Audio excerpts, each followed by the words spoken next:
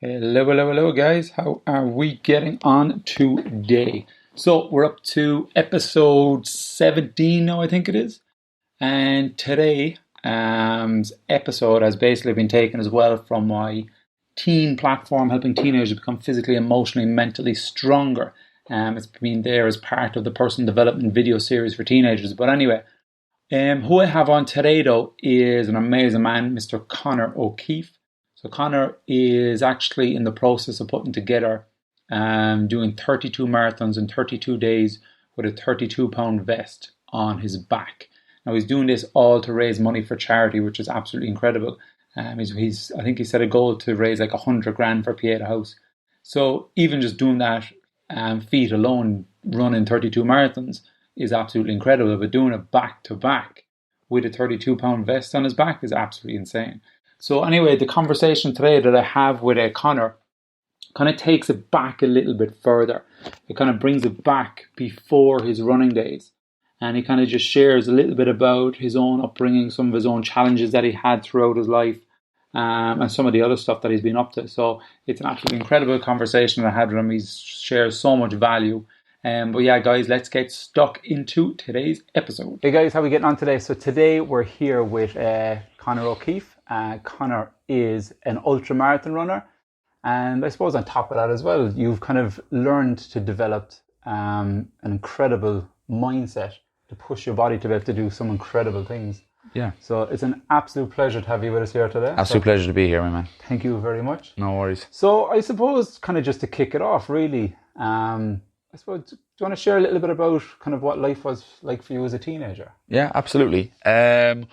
Believe it or not, I don't look it now, but I was actually a really chubby teenager. I was like, I wasn't incredibly active and enjoyed junk food a lot. So I was actually kind of always the kind of awkward fat guy, kind of trying to make jokes and kind of draw attention kind of away from what he looked like and more for what he was saying. And I suppose thinking back on my early teenage years, I was always looking for one thing, and that was like an area of my life where I could be successful in. Yeah. You know, like there's like when you're a young fella, you know yourself, when you're a young fella, you've got 3 areas that you want to be good at. You want to be good at school, you want to be good at sports, and you want to be good with girls. That's the 3 kind of main areas when you're a teenager, and I was strictly average at all 3. Yeah. So I kind of spent an awful lot of my time as a teenager being very, very awkward and very...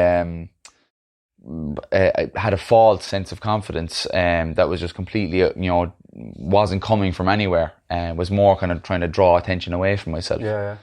And a major turning point in my life was actually finding martial arts when I was about 16. I had been doing, I got to do Taekwondo from a young age because I was so interested in Bruce Lee films. And I was like interested in, like, when I was like 7, 8 years old, I was so interested in like Power Rangers and any of those shows where it was about like good guys versus bad guys and martial arts.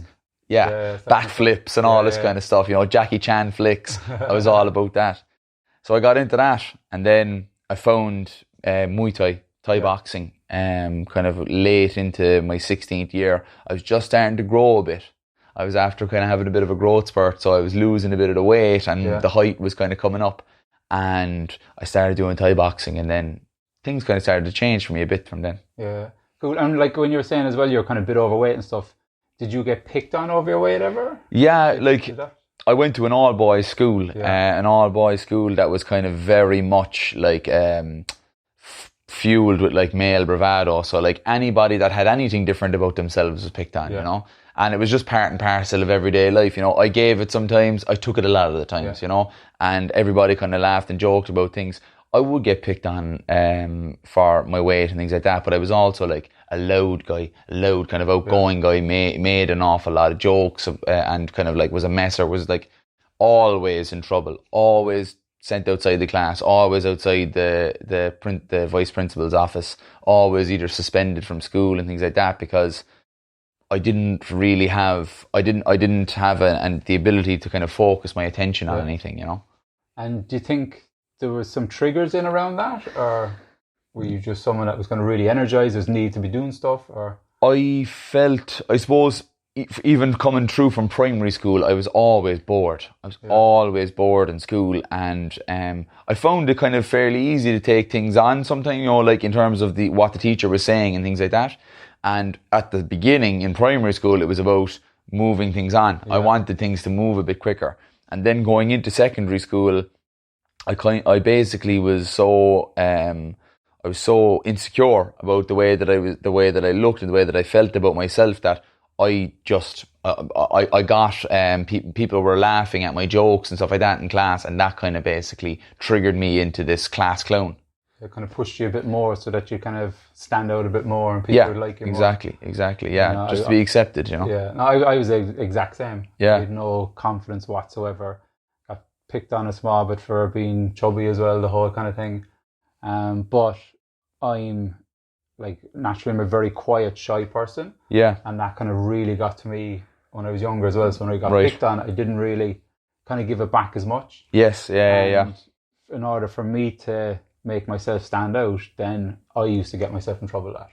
Right, okay. I was smoking in school, I was drinking in school, I was just doing whatever I could to try and get attention. But that's what it was, just kind of trying to get attention. Absolutely, yeah. I found it hard to actually do it verbally.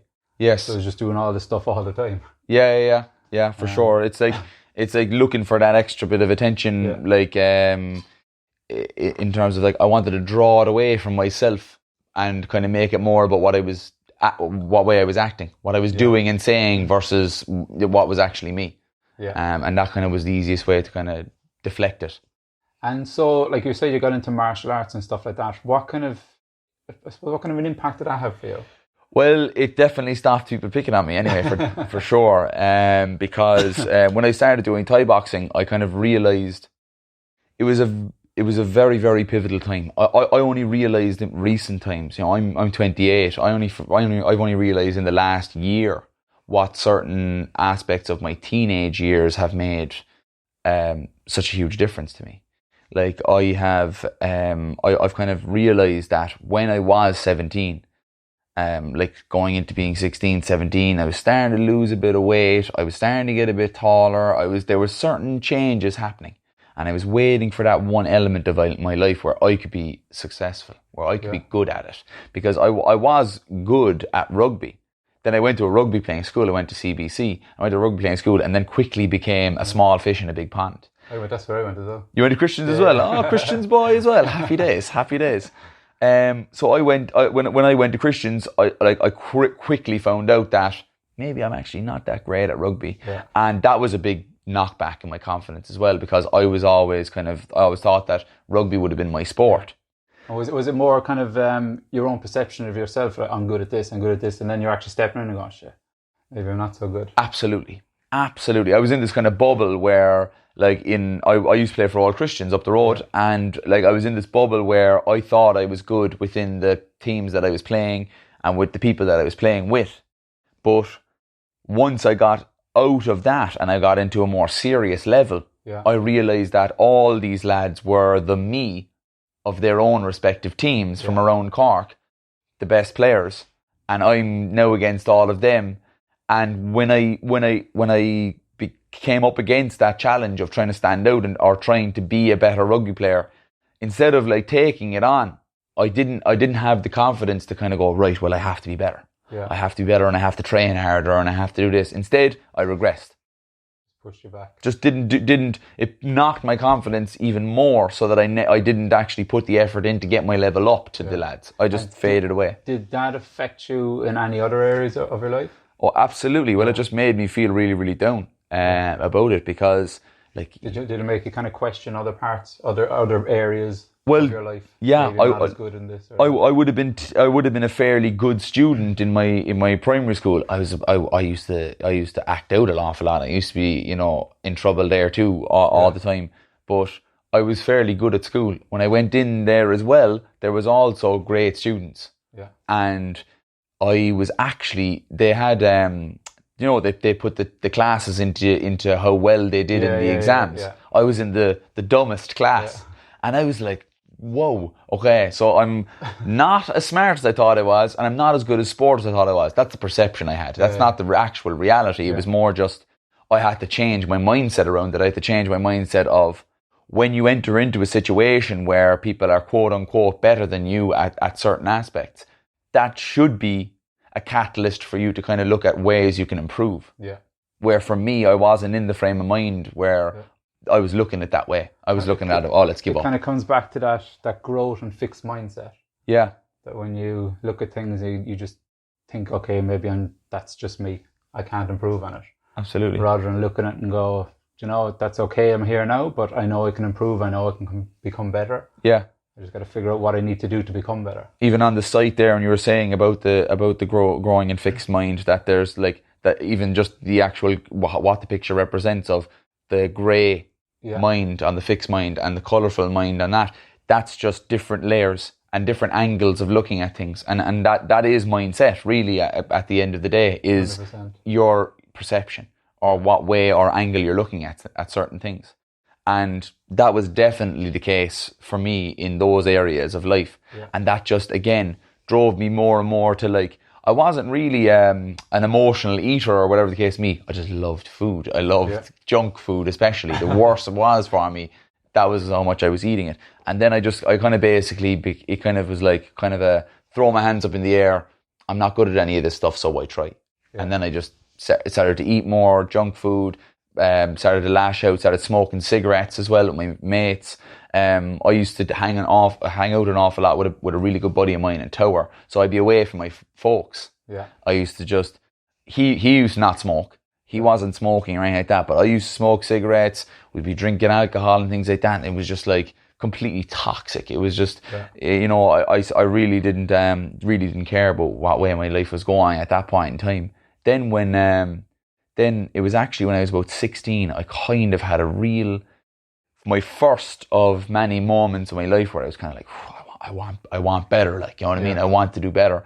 I started then to kind of go to the gym, and I got a gym membership when I was 16 in Mayfield Community School gym. I don't know if you know it. And I started going to the gym in around that time, started growing an awful lot as well. And that was when the certain things started to change, and then martial arts really came into the fold then for me from there. And I suppose that allowed you to, express yourself even more with the martial arts part then, did it? Yeah, it was kind of like a way of making me different as well. Yeah. Because, we went to, like, you know yourself, you go to Christians, people have an idea of CBC, and I have an idea of Christians, all like rich, prissy boys or whatever the case would be. Like, there's definitely a certain element where there's an awful lot of people on the kind of middle to upper class inside in that school. Not many people in that kind of class would be boxers or would be doing boxing or anything like that. So when I was doing that, it was kind of something a bit like, there was something different about it, it was kind of cool in a way. And when I started doing that and I started actually fighting in it and I started having success in it, it really kind of changed an awful lot of things for me, an awful lot of perceptions in people's minds, and that then became the fuel for allow you to pick yourself back up again. And exactly. And then it was kind of basically, I was stacking these things on top of each other, because basically it started from actually caring, starting to care about what I was eating and what I was. Going to the gym. No, I made every mistake in the book. Yeah. I made every mistake in the book of what I was eating for healthy eating and healthy in fitness and like what I was doing in the gym. I was going in there doing the same thing every single day. I wasn't stretching or no mobility work or anything like that. You know yourself, like when you're going to a gym, you don't know what the story is. You think you do as a young fella. But if I had gotten the training and if I had gotten the guidance that I have gotten in those years previous or following that, it would have been a lot better. Yeah. But it was still something positive. It was getting me out, getting me active.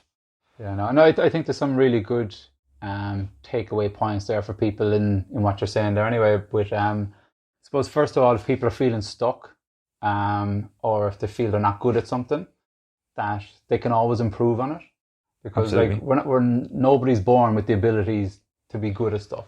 Yeah. You have to learn them. Absolutely. Obviously people pick it up faster than other people, but everybody has that ability to learn, to grow, to actually improve on whatever areas they do want to actually work on. Absolutely, yeah. And also as well, I think it's good to go out and try different things. Yes. Like you said, you're doing the rugby, you did the martial arts and stuff like that, that it is good to put yourself in different situations, try different sports and stuff like that, because you never know if you don't enjoy it or if you do enjoy it unless you actually give it a go. Absolutely. Absolutely. And it's not the end of the road if you have a setback. Yeah.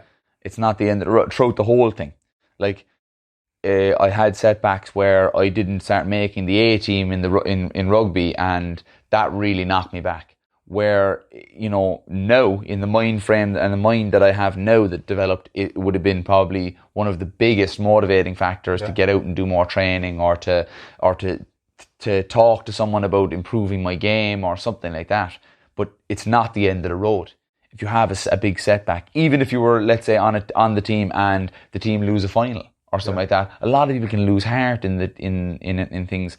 Or if they're losing a few games on the go, they can start kind of going, you know, don't want to be part of this team anymore, or whatever the case may be. Whereas what I would say to people in that situation, especially in your teenage years, is back your team, back the people behind it. And if you feel like you're doing something, if you're bringing something to it and bringing an element to it, to stick at it and to keep that element in the team. Yeah. Because if they're not succeeding now, if you left the team, they're definitely not going to have any success. Yeah. But you have a better chance of doing that. I remember fighting and having my first loss and thinking, oh my God, this is just terrible. You know, I thought I was really, really good at this, and now I'm after having this loss. And it was kind of a thing where I had yet another setback in something that I thought I was good at, and I had to really kind of reevaluate things. But when I actually did reevaluate it, I said, okay, you're after getting into this now, and you're after seeing some success in it. Let's not let that be the last hurrah. Let the last entry into it. And if I had given up then, I wouldn't have had the 20 fights I had after that, and had the successes and fought in front of 2,000 people. I wouldn't have been able to have those kind of successes afterwards if I had given up at that time. Yeah. And these are things that I only got to know really as I went through these things. And I think it's really important that people do have setbacks, because it sets you up for other challenges in life. Absolutely. Because right from when you're a child, like I heard, I was on some video I was watching before, and someone asked them, how many times would you like pick your baby back up when you're teaching them how to walk? Like when they fall over a couple of times, you say, no, that's enough now, just stop there. Yeah. You keep going till eventually you get it, and then you learn how to walk. Yeah. It's just like any challenges. It's some people take longer than others to actually overcome the challenges. But once you've overcome one challenge, anytime you've ever come across a challenge again, you can still use that same mindset. Yes, absolutely. Whereas I can push through, I can learn how to do it, and I do achieve it. A lot of the time, we work as human beings on evidence. So on evidence of certain things happening. So what I've been doing over the last year only, I've been doing it my whole life, but what I've thought about it in the last year was, each time I do it something tough, so then that challenges me, that's yet again another piece of evidence that allows me to know that I can do it, or that I can do more than that. And that's something that drove me through when I was getting into kind of my later teens, and I was really starting to see what the ins and outs of Thai boxing was.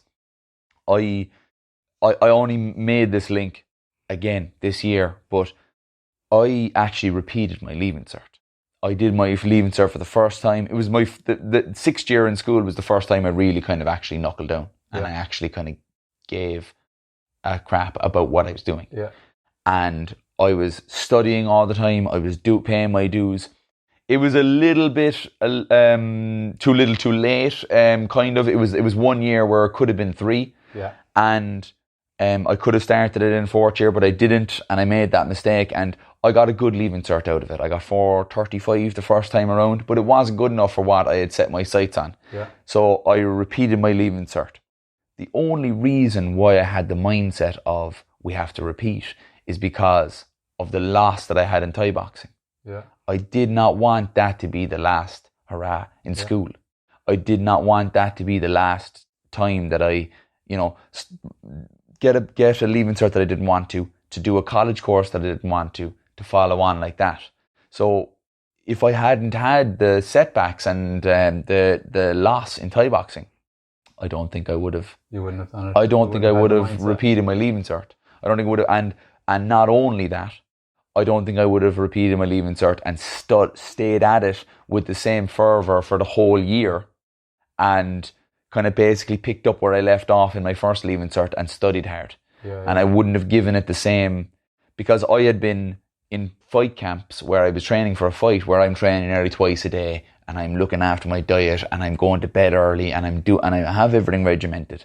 That when I got to the second leaving cert, everything was regimented.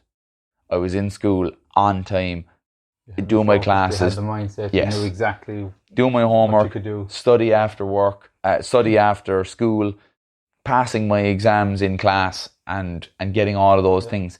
And the link between those two things are something that I literally only discovered this year, of why I was doing these certain things. And it all comes back to the same thing as we were kind of talking about, is the mindset. Yeah.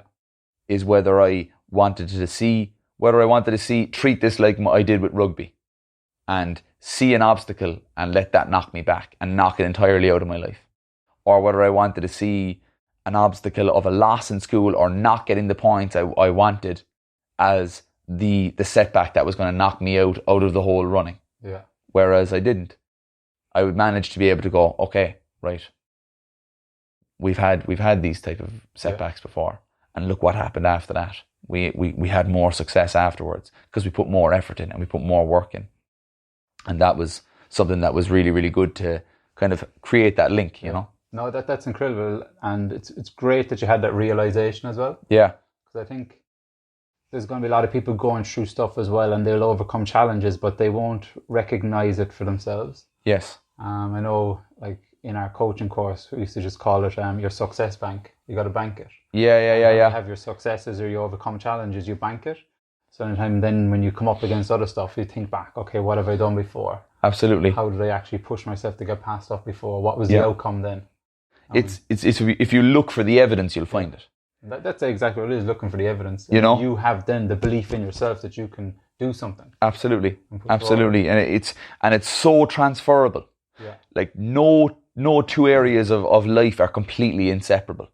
If you look at a lot of different things, if I was to look at, if you were to say to somebody, okay, put schooling and boxing in the same category, they're not. Yeah. But they are, because they teach you very, very similar things. They teach you routine, they teach you discipline, they teach you dedication, and all of those things are transferable to the two. People don't necessarily see that. And when you could see your quote unquote failings and then the ability to overcome those failings on both sides of it, you're slowly bulletproofing yourself to life. And that's what the whole kind of journey is about. That's incredible. I think the sooner people learn that kind of stuff, the better. Yeah. And it's, again, I'm 28. I've only realized that this year about how all of these pieces of my life have been kind of set in place by other things. Yeah. And it takes an awful long time to dissect that, you know. And it's only since I've really, really found ultra sports and I really got to the core of what's actually inside my mind and what I'm capable of, that I'm able to kind of look back throughout my whole life. Do you think, I suppose, overcoming those challenges back then, do you think that is what's helped you with your running now as well? Absolutely, for sure. Because again, I had the evidence every time that I wanted to go for it. In my later teens, I was 17 years old. My father's a soldier. Yeah. From when I was a young fella, I really just wanted to follow my father's footsteps. My dad, like a lot of people, my dad's my hero. Like, you know, he still is, you know. And I really just wanted to emulate what he was doing. So I had basically started to kind of basically groom myself to become an officer in the army, and not just an officer in the army, but an officer in the Ranger Wing in the Special Forces. That's all I wanted to do. And in that, when I was 17 years old, I actually climbed Mount Kilimanjaro for charity. And I got to the very top, even though I was highly sick with altitude sickness. Yeah. I got to the top and I fought through it to the very, very bitter end, and I saw the top and I got to the top, and I remember being at the top of Uhuru Peak and crying my eyes out, thinking of the idea of telling my dad, I'm after conquering Africa, and I was just like, I was a 17-year-old lad, and all the sickness that I had on the way up just washed over me. Yeah. And it was literally like I had nausea, headaches, I was vomiting, I was actually getting sick blood, I was really sick, really, really sick. Tired, fatigued, heavy arms, heavy legs. And once I got to the top, it was like... And when I thought back at that, this year, I thought back at that time, my body did not change. There was no change in my physical state. Yeah. When from 200 meters below to when I hit the top, there was no change in my actual physical self. It was all inside my mind. So when I transferred that into something, when things get really, really hard, I just realized that that's part of the process. That's part of the process of anything in life, is you're going to have your moments where it's really, really tough. You're going to feel like closing up the book at 7:00 at night if you're studying for exams. Yeah. But it's that part of your mind that kind of goes, okay, an extra 45. And we'll open up the book again. And we give it a small bit more. Because we know what it feels like when you get the test. Yeah. When you get the test, you don't think about the late night you put in. You just think, geez, I'm going to have to get 90 on this test. Yeah. That's when I look back on those aspects of it, it's kind of everything is interconnected. And it's all, again, just about how you look at things. How you break things down.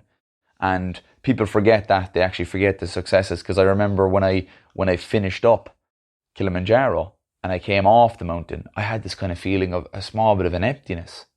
I built this up in my mind. I'd been thinking about it for months before I went.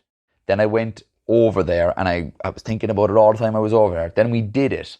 And it was this huge momentous feeling, or whatever the case would be. And then I don't think I actually thought about it enough.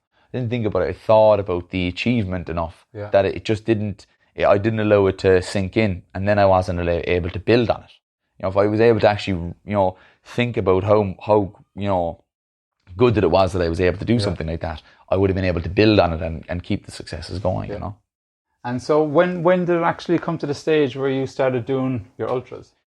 Oh, I've only been doing ultras for about 18 months, would you believe? I continued up Thai boxing, and I actually ended up fighting for the light middleweight Irish title in 2013. Every single moment of my Thai boxing career for the 4 years previous to that, from the first time I stepped foot inside the gym, I went to Siam Warriors gym in Conor. Yeah. From the very first class and the very first clatter of the leather from my leg when I kicked the pad, I thought, I want to be Irish champion. And that's all I was thinking about from the very first time. And it was the noise, it was the sweat, it was the clashing of the leather, it was the lads screaming when they were hitting the pads, it was the sparring, it was the gum shields, it was the pads. Everything just spoke out to me, and I was just like, I felt like I was in a Rocky movie, Yeah. And I just, from that moment, all I thought about was, I want to be Irish champion. I want to fight the best in the country, and I want to make it all the way up the ranks and fight for the Irish title. And I did. And in 2013, I fought the most terrific fight of my career. And then I went into the 5th round of a fight that I was winning, and I was knocked unconscious in the last minute of the last round. Like, really badly knocked unconscious. Did not know where I was for an hour and a half afterwards. And that was, even though I fought after that time, it was actually just, I hadn't built up that resilience to the point where I could take something like that and move forward from it in the same light. I moved forward and I fought on again afterwards, but I didn't have there was not the same passion or love for the sport. I remember going home to my mum and bawling my eyes out into her arms. It was highly concussed and just really, really felt like I actually almost personified the sport, and I thought that it was like, I felt like it was a person that was after taking something from me, So you felt like you lost your moment. Absolutely. That was it. I had lost, I had basically poured so much into this over the last 4 years that it didn't become my sport, it became my identity. Yeah. And that's a very, very dangerous thing, because you should never let anything, regardless of what it is. I don't think that ultra running is the only aspect of my life now, even though that's how most people are coming to know me, as this ultra marathon runner. I don't want to put myself into this thing of that's my identity. I want to be all things. I want to be a friend. I want to be a son. I want to be a brother. I want to be, I want to be an ultra marathon runner. I want to be a mental health advocate. I want to be all of the things. And I don't want to allow myself to come into a situation again where I'm so dependent on a sport for my own self-worth that is my entire identity. And when I lost that fight, I felt like my identity was gone. I felt like Conor the Thai boxer didn't exist anymore. And it took me an awful long time to build back up from that. I stepped in the ring a few more times after that. I had a few wins and I had a few losses, and my last fight in Ireland again, I actually cut too much weight. I went down a weight class where I was already struggling to make weight. I went down again. Entered a fight incredibly dehydrated and was knocked unconscious in the second round, and hit with a shot that I probably would have eaten in sparring. Yeah. Only I hadn't given myself enough care to realise that I was fighting too light. I dehydrated myself too much, and it was just too much for my body to handle.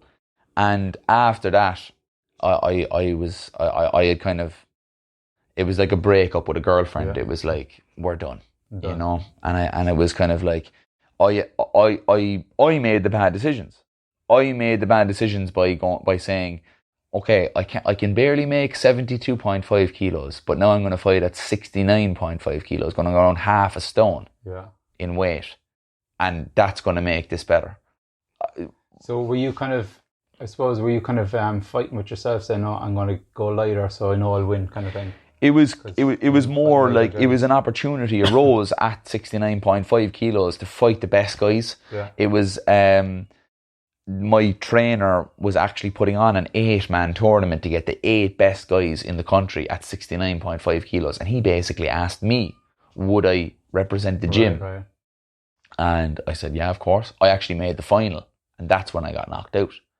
And I was like, yet again, so close to touching a belt, to touching a title, and having that success. And that's the way I was thinking about it back then, that I was like, just falling short every time. When I that wasn't really the way that I should have thought about it. When I really thought about it, I should have said, no, I'm already struggling to make weight at this weight, but I was so desperate for success. Yeah. I was so desperate for, if I had won that belt, it was my rebirth. It was my renaissance in Thai boxing. So that's what was the allure. It wasn't the love of the sport. It was, I want to have success in my life again. And by life, I mean Thai boxing. And that was the link. There was no life without it. So when I had success in it, it made my life better. Yeah. So when you look back at it all now, what has been your biggest learnings or takeaways from that? Basically that no action has no motive is a huge thing. So lots of different aspects of my life have been attributed to other parts of it. Yeah. So from even joining Thai boxing was my coach had actually come to Christians, because he went to Christians as well. Yeah. He come to Christians to do a class with us with PE. I got involved with the class. He said, "Oh, you've got a bit of you're fairly good at this." Because I'd done Taekwondo, I knew how to throw a punch, I knew how to throw a kick or whatever. And he said, "Oh, you should come up." I didn't actually come up for 6 months because I kind of was a bit afraid, because it was new territory, and I didn't really know whether I wanted to go up there or not. And I was doing that because I was searching for the success in my life, and that's what drove me to do that. What drove me to drop weight was because I was looking for the success to keep from the year previous when I was knocked unconscious. And all of these things were motivating me, but it was never for the, let's say, the right reasons. Yeah. It was never for self-fulfillment. It was never for my happiness. It was more for just to have a place to be, just to have a place where I could be myself. And the past has taught me an awful lot about the way that I have lived. And I suppose out of all of everything, what I have learned the most, and this is definitely the biggest piece that I have taken, is to be compassionate with myself. I was always, throughout the whole thing, before I found Thai boxing years ago now, from primary school, secondary school, into my leaving cert, into everywhere, I was so hard on myself. So hard on myself. I had such a negative inner dialogue. The way I talked to myself, I would never talk to anyone else. I would never talk to another person the way that I would talk to myself, saying that I was crap at, you're terrible at school, you're terrible at rugby, you're terrible at this, you're terrible at that. Even if I was getting high scores, I would be saying, in school, or if I was, if I played well in a rugby match, I could have done this, that, and the other. If I fought well, and everybody was patting my back on, Conor, oh, well done, it was class, it was a great fight, and I was like, lads, I didn't even know if I was going to win. At the end of it. Whereas everybody else saw it as a clear victory for me. Yeah. I would have thought, Jesus, I don't know if I've done enough. I was always hard on myself. I never allowed myself to feel proud about myself. It was one of the reasons as well why when I got back from Kilimanjaro, it disappeared. Because I never allowed myself, because I was always trying to put myself up on this pedestal of achievement. And I never got an opportunity to kind of say, what, well done, boy. Well done. You've actually done you've done something great. You trained well for that fight, and you fought well, and you won the fight. I never allowed myself to kind of go like that. It was just like, right, okay, next fight. Next fight. I have to work on this. I'm not going to get caught with this shot again. And that was just the negative build-up and everything. And if I continued in that vein, I'd never be able to do anything again. I'd never be able I never would have been able to have the successes in ultra that I've had. Yeah. Because I never would have been able to show the compassion in myself and change my inner dialogue. So do you think it just comes back to self-love and self-connection and accepting you for who you are at that moment in time? Absolutely. I even going through my life, people would think, looking on the outside, I've always been a fairly outgoing, chatty guy, you know what I mean? Always have been, really.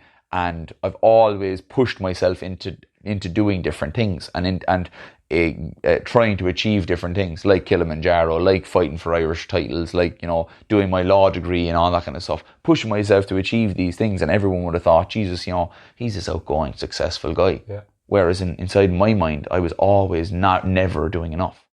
Whereas if I actually thought back in it and actually gave myself the love and the compassion that I would give to other people, it would have actually been able, I would have been able to foster a better life and have more successes and have more happiness, because I had so many down times in the lead up to try and achieve these goals, where I'd be fighting with my girlfriend all the time because I was training too much, and I would never go out for dinners and all that kind of stuff because I couldn't eat what they were eating, what was on the menu. Yeah. I'd never go drinking with my friends. I didn't go on a leaving cert holiday. I didn't go to college balls or rag week or freshers week or anything like that. I never gave myself a break. I never gave myself that time where I said, you know what, I'll take a bit of a break from fighting there now for a couple of months and I'll enjoy myself. I go off to EOS with the lads or something like that. I never gave myself a break. And I never gave myself that time to kind of reflect and go, Jesus, Conor, well done. Yeah. And if I had that, if I had the compassion and I had the love that I have for other people and for my family or whatever the case would be, and I showed that to myself, I think I would have had an awful lot easier time, basically keeping myself in a state where I felt good about myself and I felt happy. What would you say to, I suppose, if there's any teenagers or anything like that watching this now and they kind of feel like they were in that same boat, where they just feel they're not good enough. They feel like they can't do anything. They feel stuck. Chances are, if you look back on your life, there's probably plenty of evidence there. If we're talking about the evidence again, plenty of evidence there of times in your life where you did something good. And you probably didn't think about it in that way. I never thought about the Kilimanjaro climb as something really, really good, even though, it was for charity. We went up, climbed the highest mountain in Africa. I never really thought about what I had done in that way. But there's probably times in your life where you've had that success where you might have won, let's say, like the under 13 county soccer championship or whatever the case may be. And you sometimes you don't think about these things, but these these quote unquote small victories are huge victories because they build on themselves. If you the way I've been talking to people now is I've got a 3-letter saying, TFS, and it stands for that first step. And that first step is different for everybody. That could be just getting up in the morning is the first step. But it's about stacking those steps and stacking the little wins. What I would say to people, if especially young people that are listening to this, is there are going to be many, many people that are going to be very tough on you throughout your life. And they're going to say some not so nice things and are going to try and marginalize you and make you feel bad about yourself. Don't let it be you. Don't let it be yourself that does that. There's going to be plenty of people to do that. But if you can be okay in your own mind and say the right things in your own mind, you're bulletproof against all the other aspects of life and all the other people in life. I write an awful lot and I put an awful lot out. I actually wrote poetry as well and put the poetry out. It was the one element of writing that it was the last barrier. It was the last piece of my writing. I really loved sharing my articles and my stories and stuff like that. And I really liked that because I was comfortable sharing that. But some of the poetry that I had, I wasn't comfortable. And when I shared the poetry, I got a negative comments on from people I don't know on Instagram. And I really had to think, I really kind of, I actually enjoyed the process because I had been thinking so positively in my own mind for so long that when they said those things about me, I actually said to myself, do you know what? I actually hope whatever's bothering them that makes them put these comments out there, that they actually find their happiness, that they find their peace of them and they find their own compassion for themselves. That's what it normally always comes back as when you hear this negative stuff, is that that's just them dealing with their own things. Absolutely. There's a really good saying I heard as well before, and it was hurt people hurt people. Absolutely. People that are going through stuff that comes up and absolutely reach out to other people or give 100%. Negative comments or whatever it is. It's just because what they're going through themselves. Very true. Very true. That's if you can actually be, if you can be your own best friend, and it sounds so throwaway because people have heard that so many times, but if you really think about what you say to yourself on a daily basis, that's only something that I've discovered in my 28th year, is what I was saying to myself for the whole of my teenage years and my 20s was really, the nut of it was, you're not good enough for any of these things. And I had what's called imposter syndrome as well. I always thought I was going to be found out. Every fight, I had 20 fights and I won 15 of them. But every single one I thought I was going to lose, because I thought I was going to be found out for the imposter that I am. Because I could never accept the success that I was having. Yeah. I felt like they're going to find out that I'm not good, even though I was good. Yeah. You know, I was good, and they're going to find out that I'm not fit, and I was super fit. Or they're going to find out that I'm this, that, or the other, and that was because of what I was saying to myself. Yeah. No one else was saying it to me. Everybody else was saying the opposite. You only built that whole perception inside your own mind. Absolutely. And it didn't matter what anybody else said. Yeah. My trainer said, "You're going to kill this guy. You know, you're going to go in there now and you're going to fight. You're going to fight your best fight." And everybody, all the lads were like, "You're going to fight for the title now soon," and all this kind of stuff, and building me up to the title. And I couldn't believe it, because I had to believe it for myself first. Yeah. I had to believe it in my own head first. And that's the biggest thing that I've taken out through this whole thing was, let's start talking to ourselves properly first, and then we can start. And when I realized that, that's what put me on my journey to help other people. Yeah. Because I had to help myself first. I had to have my own mind right and the way I talk to myself right first, and then I could help others. Incredible. So I think we're just going to wrap it up there, but that was absolutely insane. Yeah. I think there's so much really good value inside there now. Absolutely. It was great having a chat with you, man. What I'll do as well is I'll stick the links up to your social media and stuff like that so people can follow your journey. Absolutely.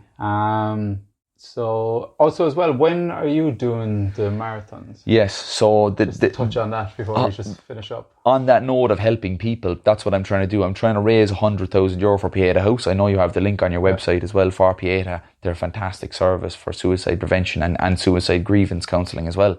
So not only people that have suicidal thoughts, but also people that have been bereft by suicide as well. And how I'm trying to do that is I'm trying to run 32 marathons in 32 days in the 32 counties, but with 32 pounds on my back. And each day in each marathon, I'm going to lose 1 pound. And by the end of it, I'm going to have my last marathon in Cork, and I'm going to shed the last pound. And the weight is to represent the weight of depression, the grips of depression when it had me, and the weight that I felt on my shoulders when I didn't want to get out of bed in the morning. And now that I've lost that, I want to put it back on again, and I want to lose it with the entire nation. And that's basically what's been driving me for the last couple of months, is that now that I have got my own mind in the place where I want to be, I would love to try and help people to get on the road to taking that first step and moving forward. Absolutely incredible. Thank you so much, man. Cheers, Stephen. It's been a Cheers, pleasure. man. So again, guys, thank you so much for taking the time to listen to this episode today. So if you do want to connect with Conor, I'm going to put his social media within the show notes, so you'll be able to catch him there. Also as well, if you like the show, make sure you share on your social media. I'll be really glad and happy if you did so. But anyway, so I want to try and get I suppose more people on that are inspiring others to be able to become physically, emotionally, mentally strong within themselves. So I'm always looking for inspiration, people with inspirational stories or backgrounds or whatever it may be. But anyway, guys, again, thank you so much for tuning in today, and I shall see you on the next episode.